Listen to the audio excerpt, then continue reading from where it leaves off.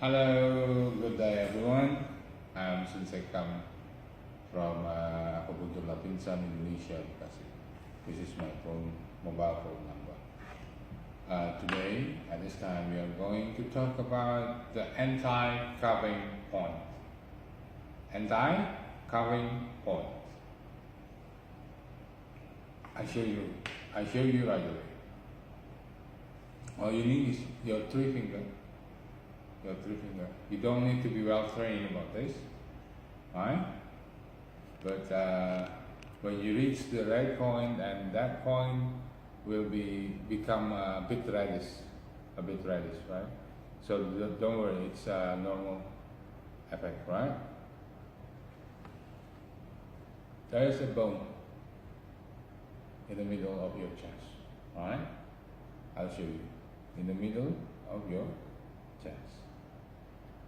The anti-carving point is here, here, and here. For any professional, they will put needle in it, but we will not do that. We will do things like this. One, you have three fingers, so don't worry. You will touch the point, right? Don't worry. One, two, three. 1, 2, 3. 1, 2, 3. 1, 2, 3.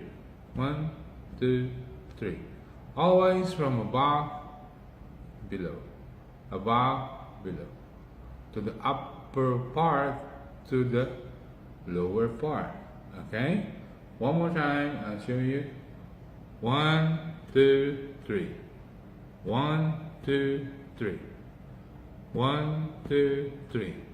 Don't worry about touching the right point. You will, because you use three fingers.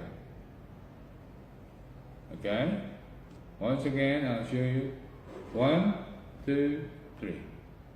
1, 2, 3. Now, as you see, it becomes reddish. Right? It means I touch the right point.